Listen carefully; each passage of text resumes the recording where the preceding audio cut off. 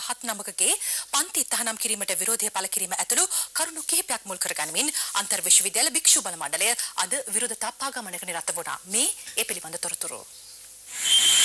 ජයවර්ධනපුර විශ්වවිද්‍යාලය අසලින් විරෝධතා පාගමන ආරම්භ වුණා.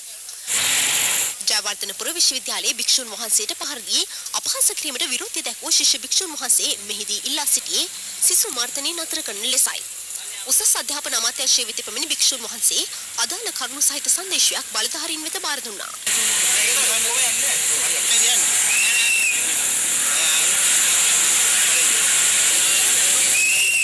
විශ්වවිද්‍යාලයේ වර්තමාන උපකුලපතිවරයා මේ වෙනකොට භික්ෂූන් වහන්සේලාට එරෙහිව මේ බෞද්ධ විශ්වවිද්‍යාලයේ ඉඳගෙන මේ ගෙන යන කුමන්ත්‍රණයට විරුද්ධව සහ ඒකට විරෝධය පළ කළා. අපි අන්තර් විශ්වවිද්‍යාල භික්ෂු බල මණ්ඩලයේ විදියට අද ජයවර්ධනපුර විශ්වවිද්‍යාලයේ ඉඳලා බොහොම සාමකාමී පාගමනක් ඇවිල්ලා උසස් අධ්‍යාපන අමාත්‍යාංශයේ උසස් අධ්‍යාපනය බාර ඇමති එස්.බී. දිසානායක මහත්තයත් එක්ක මේ පිළිබඳව එතුමට සංදේශයක් බාර දීලා සාකච්ඡා කරන්න ඉල්ලුවා. නමුත් ඇමතිතුමා මේ වෙලාවේ අමාත්‍යාංශේ නැහැ.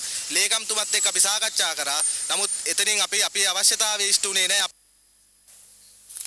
අන්තර් විශ්වවිද්‍යාල ශිෂ්‍ය බල මණ්ඩලයේ සමාජිකින් අද දේශපාලන පක්ෂ කිහිපයක නියෝජිතයින් හමු වුණා. ඒ පිළිබඳ තොරතුරු සහ තවත් ප්‍රවෘත්ති සමගින් හමු වෙමු විරාමයෙන් අනතුරුව.